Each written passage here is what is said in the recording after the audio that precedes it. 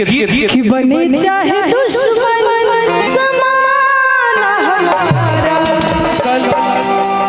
सलाम पहले हंसने नहीं अपने बात में बोलो। गाना बोलिए सलामत रहे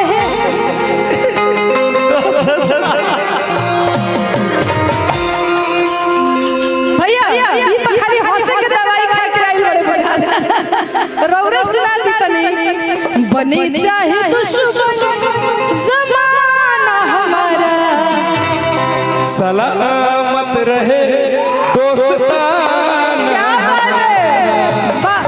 इतना अच्छा गाए हैं आपने तो ताली बजा दीजिए भैया के। भले बता के गले में अटक गया लेकिन गाना गा दिए हैं। लेकिन हम चाहते हैं कि जितने लोग हैं यहाँ पे एक बार सभी एक दूसरे का हाथ पकड़ लीजिए।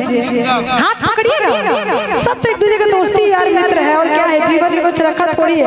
क्या टाइगर भैया टाइगर तेरा हाथ क्यों नहीं के मिला तो कहे कैसे बनी चाहे दुश्मन ज़माना हमारा बनी चाहे दुश्मन ज़माना सलामत रहे दोस्ताना बने चाहे दुश्मन जवाना रहे दोस्ताना।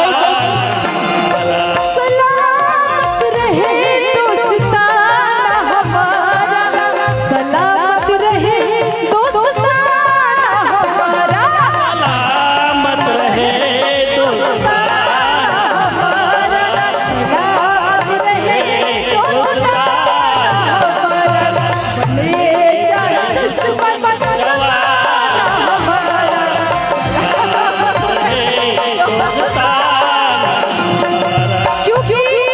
क्योंकि हम जानते हैं जल्दी क्योंकि हम जानते हैं तेरे जैसा यार कहाँ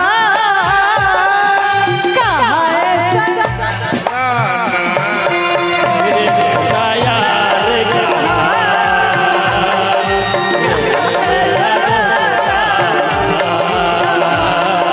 याद करेगी दुनिया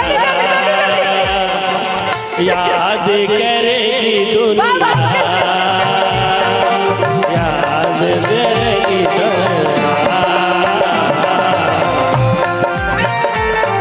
चाचा जी इतना सुंदर गाना गावे भी भैया हो आस्ते आस्ते चाचा जी इतना सुंदर गाना गाते हैं हमें आज पता चला भी। तो चाचा जी के ताली बज जाए जोरदार भैया। हम अपने कहा मेरी जिंदगी सवारी मुझको गले लगा के बैठा दिया पलक पे तूने खास से उठा के ओ मेरी जिंदगी सवारी मुझको गले लगा के बैठा दिया पलक पे तूने खास से उठा के यारा तेरी यारी को मैंने तो खुदा माना याद करेगी दुनिया।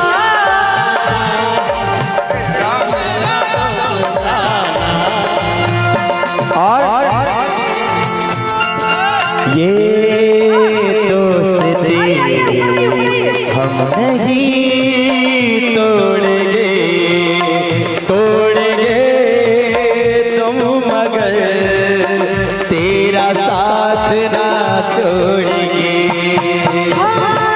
ये दोस्ती हम नहीं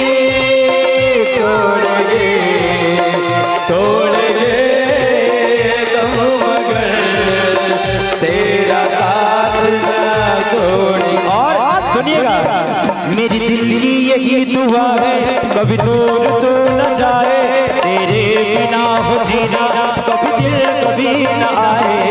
दिल की दुआ है कभी दूर तू न जाए तेरे बगैर हो जीना वो दिन कभी न आए। दादा तेरी यारी को मैंने तो खुदा माना याद करेगी दुनिया।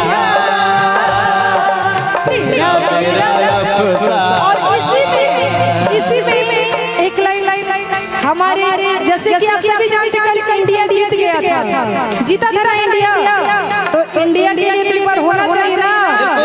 बोले भारत माता की, बोले भारत माता की, बोले हमारे देश के वीर जवान की। और कहना है क्या, ये देश है वीर जवानों का, अलबेलों का, मस्तानों का, इस देश का यारो, इस देश का यारो का कहना, ये देश है वीर जवानों का।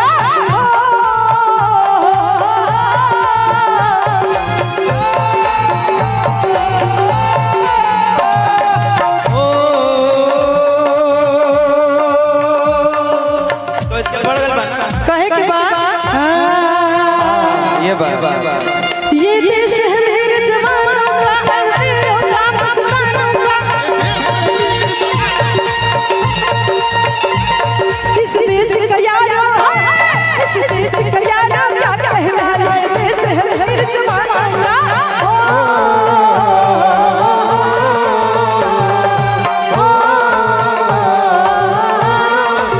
और इसी में कह दीजिए एक बात और, वो बिछड़ा तो कसम से फिर मैं न जी सकूंगा, मेरे भोले तेरे जैसा ये शहर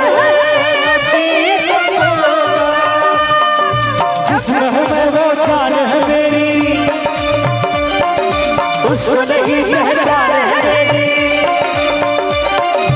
जिसमें मैं वो जान है मेरी, उसको नहीं पहचान है मेरी। यार मेरे यार को बता दे, वो यार फिर जगा दे, मेरे यार को बता दे, वो यार फिर जगा और अंतिम लाइन है, मैं चाहती हूँ जितने लोग बैठे हैं सब खड़े हो जाओ, खड़े हो जाइए, सब खड़े हो जाओ, सभी कोई खड़े, नहीं सब खड़े हो जाएंगे, सभी कोई अपनी धरती माता के लिए